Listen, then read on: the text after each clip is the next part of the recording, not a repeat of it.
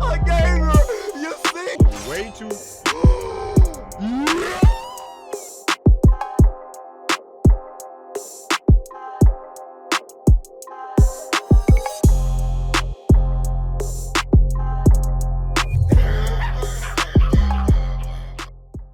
Alrighty, I didn't get a chance to check this out, man. First off, hopefully you guys are having a good day today, man, and y'all having a good weekend, staying safe, feeling alright. So what? This was today's Saturday. I think on Thursday, Xbox had the it wasn't even like a event. It was like a podcast show or something like that, to where they was like sitting down and like I guess talking about the future of Xbox and what you could expect for Xbox in the future because of that recent announcement to where Xbox games are some of Xbox games are gonna start going multi-platform, and some of these games might be coming to PS5, such as Starfield, Hi-Fi Rush, and some other games. And Xbox was losing their goddamn minds, of course, because it's already not too many games and reasons to own an Xbox. If they start to go multi-platform, it's essentially like, I mean, what are we doing here? So I guess that's what this podcast is. I only see it's like 23 minutes, or at least what they uploaded to their channel is only 23 minutes. I do not plan on watching a whole entire podcast of seeing Xbox damage control themselves out of this, which I'm kind of assuming that's what this is going to be. But this does feature the man himself, Phil Spencer, Matt Beauty, and my sister Sarah Bond. Let's see what these suckers is talking about. All right, so this is called Updates on the Xbox Business. I ain't never seen Sony or Nintendo do something like this. Like, again, Xbox for the past few years now, I feel like Xbox just really started to wake up and see how bad it actually is for Xbox as far as like competing with Nintendo and Sony. This junk is called Updates on the Xbox Business, because a lot of people are starting to doubt said business. Hello and welcome to the official Xbox podcast. I'm your host, Tina Amini, and we have a very special episode today, as you can probably tell by the fact that I'm joined by Phil, Sarah, and Matt. Welcome. I wonder if this is going to be like a reoccurring thing for them, to where they like turn this into like a series, and outside of just the Xbox Direct or whatever it's called, or Inside Xbox, whatever, like they add this to it. I don't know. And we're going to talk about some updates at Xbox. We want to talk about game exclusivity. We want to talk about Activision Blizzard, now that they're part of our portfolio, how that might be an impact on Game Pass. And we want to talk about hardware, too, and how all of this fits into the strategy at Xbox. So where should we start, Phil? Well, when we Phil. originally had planned for the show, starting back in December, but we've had some unforeseen news that has come out. So let's just go and tackle the exclusivity question, because I know it's on the minds of a lot of people. We hear from the community, and that's an important input for us. Straight into it. So we made the decision that we're going to take 4 games to the other consoles, just 4 games, not a change to our kind of fundamental exclusive strategy. We're making these decisions for some specific reasons. We make every decision. Pause right there. I don't believe that for a single second, because there's no way, if whatever is it, the 4 games that we heard from freaking Starfield and Hi-Fi Rush, and I forgot the others, but let's say these 4 games do drop on the other platforms and they do really well. There's no way they just stop there. There's no way. Like, if Hi-Fi Rush sells well on Switch and PlayStation or Starfield or whatever the other games are, if they actually do well and like they see people are loving these games, there's no way they're just like, okay, and so just those it's just those 4. There's no way. So I personally, just out the gate, I just don't believe that. And long-term health of Xbox means a growing platform, our games performing, building the best platform for creators. reaching as many players as we can. We're always looking to learn as a leadership team and to grow. And we think this is an interesting point in time for us to use what some of the other platforms have right now to help grow our franchises. So we're going to do that. So these 4 titles, what are they? Can you say? I'm not going to name those games. The teams that are building those games have announced plans that are not. What you mean you ain't going? What you gonna keep? Oh, he said he's not gonna name the games. Why? Like, you have to keep the little 4 games a secret? Like, he has said he'll leave that up to the devs or whatever like that, but let's continue. I'm not going to name those games. The teams that are building those games have announced plans that are not too far away. As we know, game teams put a lot of energy into their announcements with the partners. So I'm guessing, was it the I don't want games to that take got anything leaked away from those teams last week? So I won't Or be rumors? talking about the titles specifically, but I think when they come out, it'll make sense. Can we say if either of those titles are Starfield or Indiana Jones? They are not Starfield or Indiana Jones. Well, what was the criteria? I don't know. I don't know if I believe that, Phil Spencer. I don't know if I believe that one, brother. I don't know if Phil is in a defensive stance right now to where like he can't say too much because again, behind the scenes, Microsoft got a gun pointed at this man's head, but he said they're not Starfield and they're not Indiana Jones. In my opinion, there are no. I mean, when you think Xbox right now, what are the biggest titles that I feel like other platforms would have an interest in from Xbox? Like, let's be honest, it's not like Xbox has like a variety of like all these different types of games that Switch fans or PlayStation fans are just desperate to get on their platform. So it's gonna have to be something, big. Will it be Hellblade 2? Maybe. I do think it's going to be Hi-Fi Rush is going to be one of them. But I don't know. The man said it's not Starfield and it's not Indiana Jones. So let me start a little bit outside of that, and then I'll get to the 4 specific games that we're talking about right now. Because the fundamental decision driver for any decision that we make, anything we're going to talk about today, is the long-term health of Xbox. That we're running a growing platform that is reaching more players, that our games are having as much success as possible.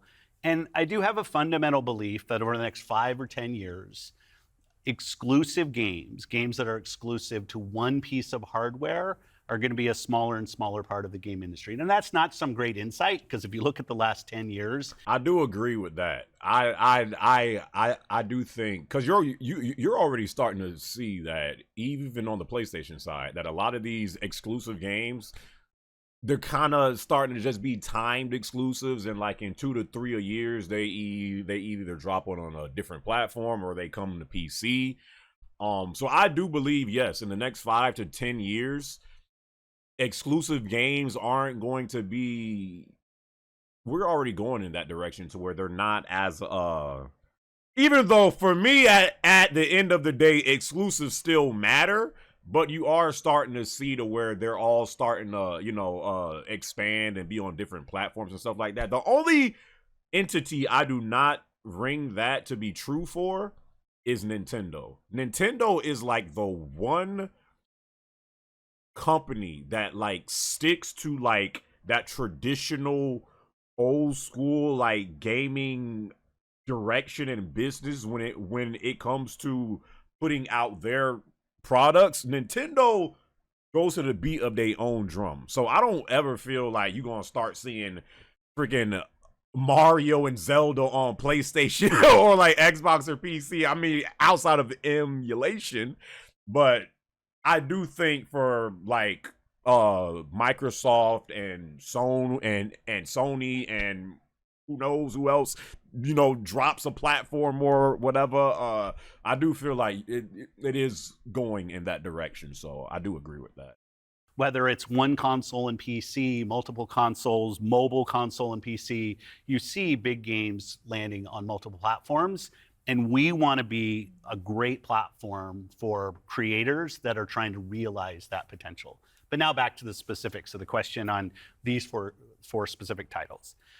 We looked at games that are over a year old, so they've been on Xbox and PC for a while. A couple of the games are community-driven games, new games that kind of first iterations of a franchise that have reached their full potential, let's say on Xbox and PC. There's always growth. Franchises that we obviously want to continue to invest in.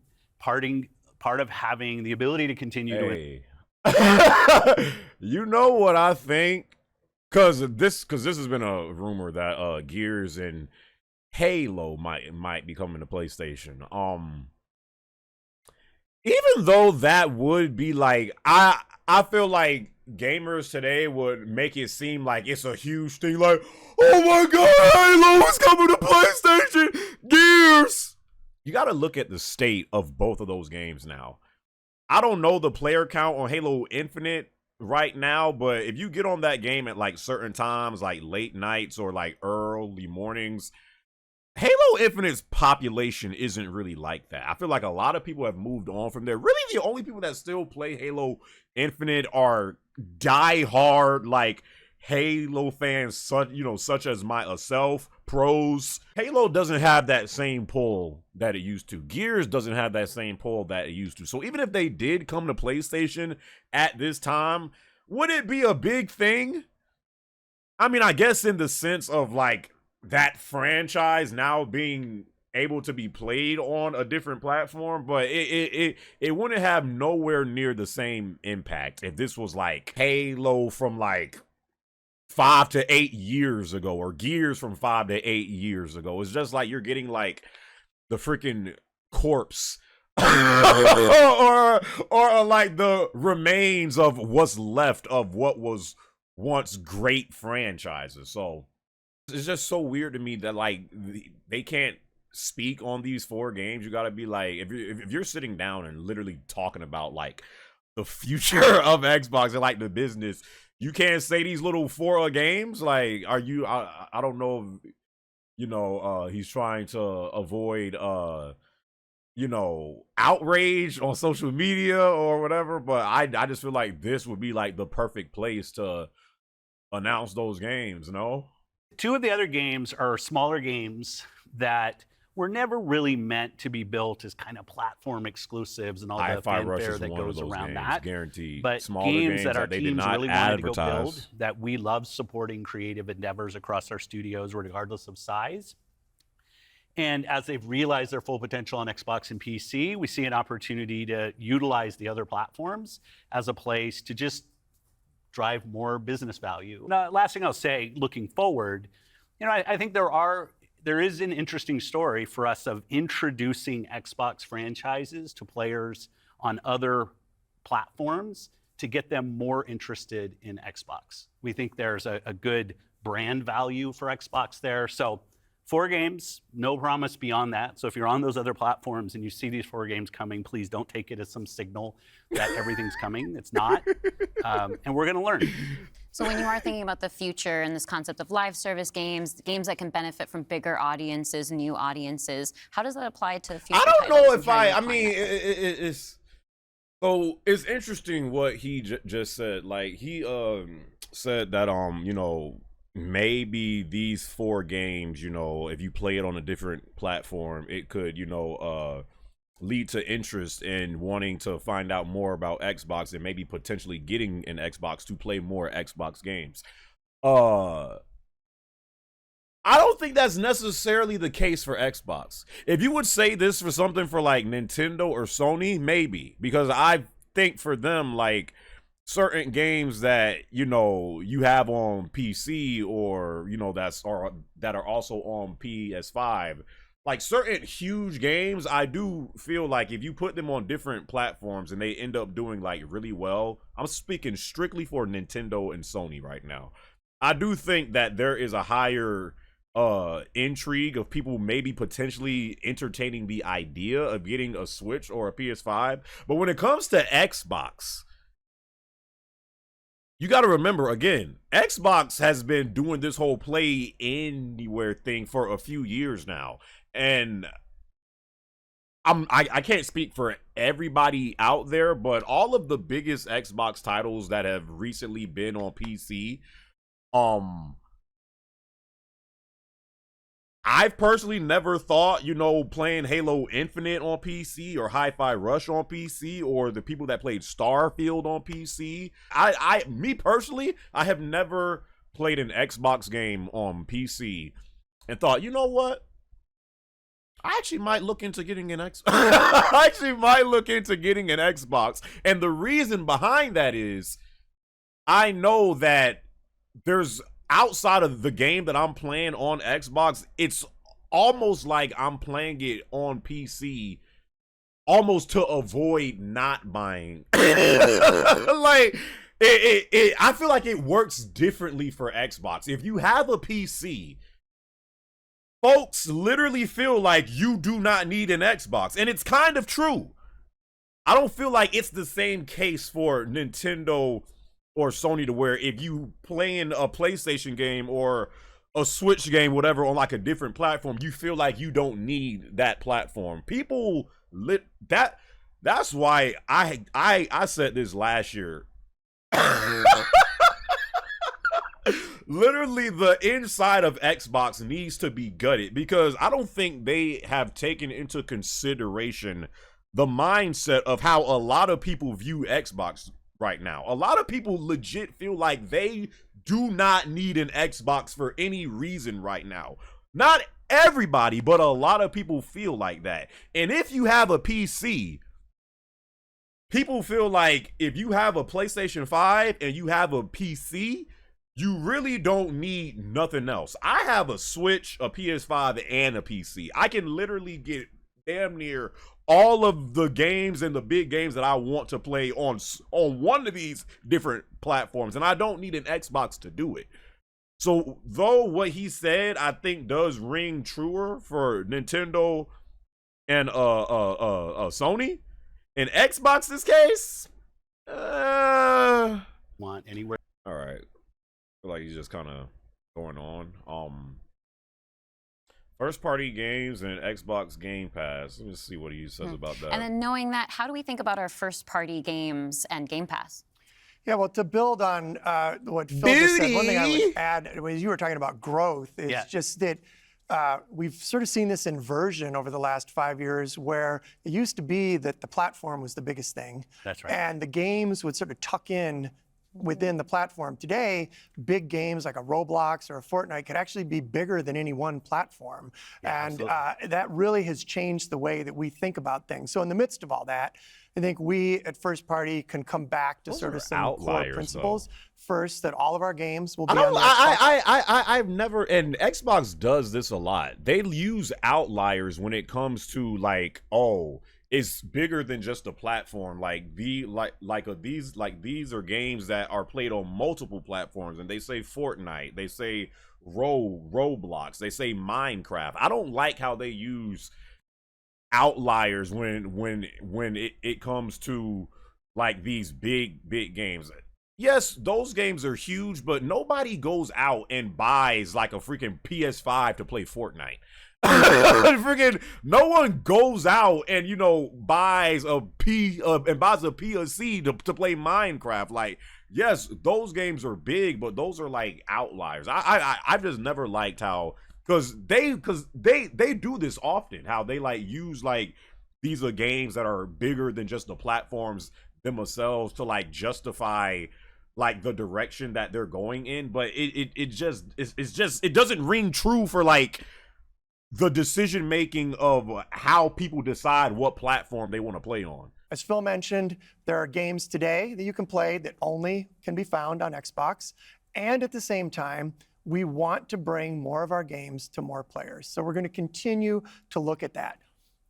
Kind of moving aside, though, from some of those and thinking more about what does it really mean for the player, to me, the two key things are cross-play and cross-save.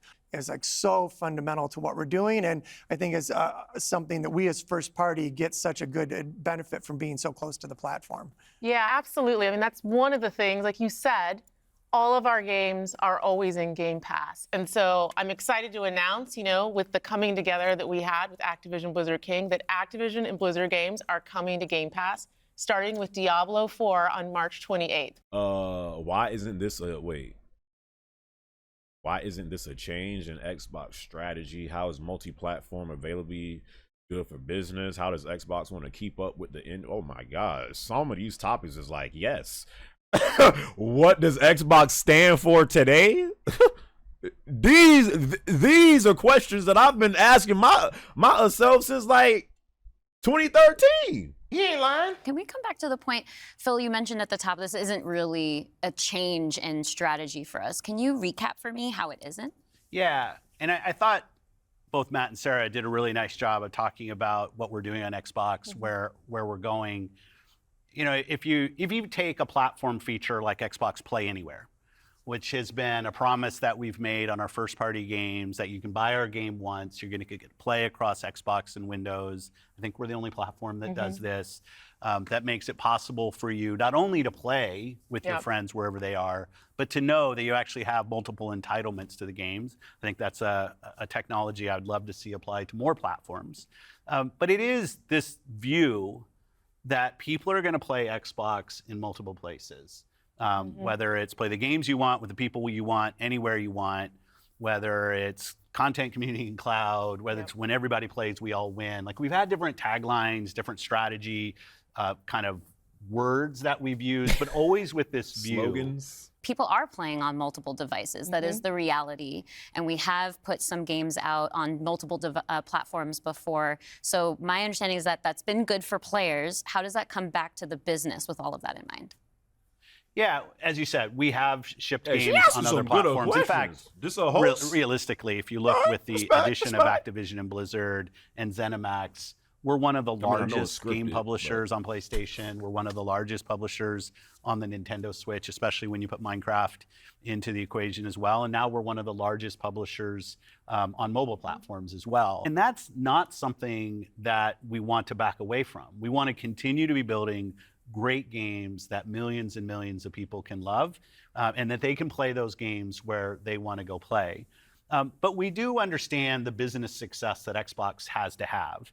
Us as leaders in this business, right? The system right. today. And again, I feel like that approach, they've like lost themselves in trying to be this, global. I truly feel like Microsoft. I mean, you freaking seen this in like the freaking leaks last year that the employees, I guess themselves, had like leaked, bro. Microsoft is trying to monopolize the gaming industry. These suckers was actually entertaining trying to buy Nintendo.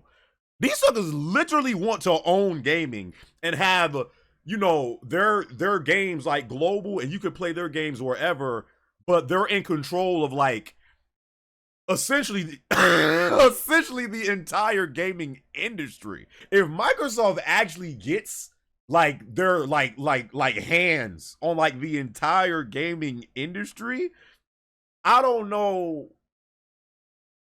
in the long run how like that would work and how good that would be, because again, you always need competition. I don't like when like, and that's been Microsoft's approach, right? They'll just try to spend their money and like buy out companies and stuff like that. So yeah, let's continue. Can we go back to what Xbox stands for today? I think we've pretty much covered all of the elements, but if you could break that, that is a hell of a question. By the way, what the hell does Xbox stand for today? What comes with being an Xbox owner? What is the Xbox? Hell of a question.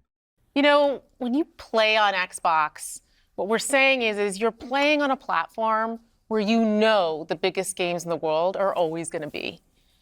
You're playing on a platform where you get to access Game Pass. And all of the games from our incredible range of studios will always launch in Game Pass day I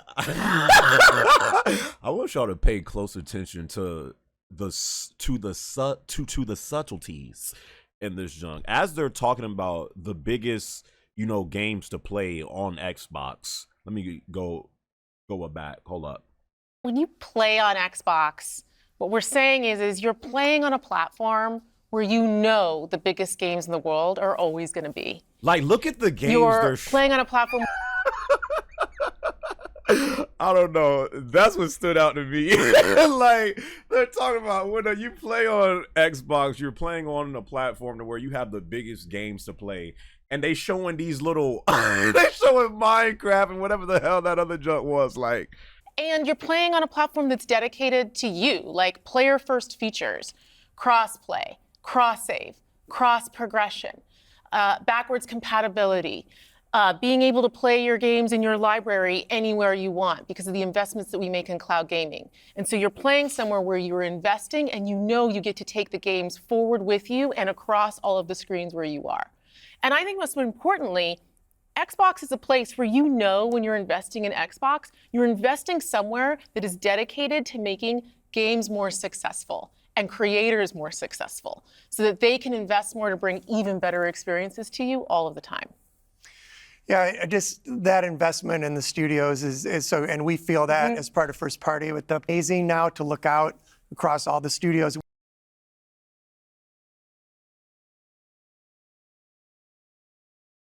this is just, and I don't want to act like all of the stuff that they're saying is bad. It's not. And you can appreciate some of these features.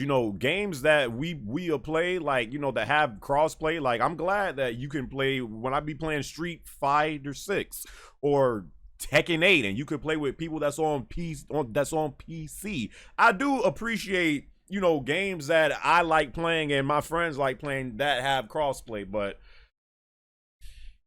I don't know, man. I just don't like, because I used to be a major Xbox fan, and I just do not like how it's almost like the whole entire identity of Xbox now is Game Pass, cross-play, cross-save, whatever the hell's cross of the stuff she has said. And like, I feel like it's that first and gaming second. And that is the problem that I personally have with Xbox. I feel like they focus more on that first than actually like establishing a foundation of like good games. And until that is addressed, like, I don't know how, bro. Don't y'all be feeling like a broken record when you talk about Xbox? Like, I'm not saying that the stuff that they're saying is bad. It's not. If you have a good gaming foundation and you have that stuff with it, of course, you would think that it would, help out in the long run. The problem is it at least appears like they focus more so on like, doing that stuff and Game Pass and crossplay, cross save, and being able to play their games on different platforms more so than actually, building the Xbox first. Like, you got to have a good foundation before you expand your wings and try to do this other stuff. You got to remember, Xbox hasn't really been in the gaming, industry for that long. They came in with Xbox and then 360, then Xbox One. This is their fourth console. They have been like around, but again, Xbox really, I don't really feel like really came into its own and really started to actually have an impact on the industry until the 360. And they were the most popular platform back then, but then the next generation afterwards, they had a complete fall off. Even though Xbox has been in the industry, for 20 plus years, 2 decades going forward, honestly, they've never really truly, I feel like, established themselves yet to the level of Nintendo or to the level of PlayStation. They really had one good generation to where they truly was like, yo, like, you see what they are doing? Outside of that, I mean, yes, the original Xbox was a good, but so you wasn't competing with the PS2. If they kept on like building upon what they was doing with 360, I feel like they would have been in a much better position just as far as like really competing with the other two than they are today. They went on a different path after 360. I don't know if they started to feel themselves and felt like, you know, they crap don't stink. But though, again, I do agree with stuff that they're saying. They have sacrificed in ways a successful formula that they had during the 360 era to try to, you know, become like this global gaming brand to where you could play it wherever. And I feel like that is the key into why Xbox is in the position that it's in today.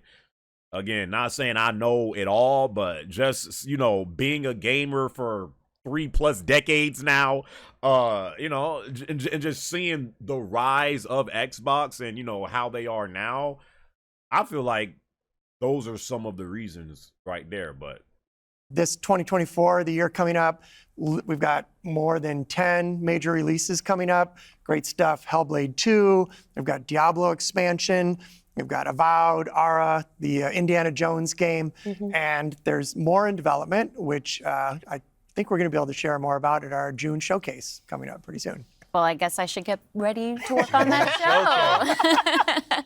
Well, thank you all for showing up on the podcast today, and we'll see the rest of you this June. Yo, and shout out, listen, I know I know we be like, you know, trolling these freaking companies and saying how incompetent they are, but bro, at the end of the day, I'm sure this is a very tough job to have. The stuff that Phil Spencer and Matt Beauty and Sarah Bond do, it is a very, it's easy to sit at home and freaking cry about, can freaking cry and complain about, where are the games? These suckers don't do anything. Freaking Xbox sucks. These suckers live this junk. This is their job. They are in the positions every day hearing what, you know, people have to say on the freaking internet and saying how stupid and dumb they are. I'm sure this is a very tough job. So still shout out to, you know, Phil Spencer and Sarah Bond and Matt Beauty for, you know, sitting down and doing this. Again, I don't want to make like these videos that I do on Xbox. And I don't like the feeling, but it always seems like when I do a video on Xbox, like I'm sitting down here just critiquing them, saying, no, you're wrong about this. No, you're wrong about this. No, you're an idiot. What are you talking about? Like, that's literally what these Xbox vids that I do seem like. But, you know, I want Xbox to do better. I want to see them get back to the days of Xbox 360 and like really start applying pressure to Sony. Sony literally was forced to step up their game during the PS3 era because of what Xbox was doing to them. Like, I want to see Xbox get back to that, because you see it, like, Sony is still good today, but you are starting to see these past few years that they kind of just sit back, slack off, relax, don't really got too much to say no more until they're ready. So like, I want to see Xbox like start to do better. And I guess like that's why watching, you know, Xbox continue to make these questionable decisions is so like,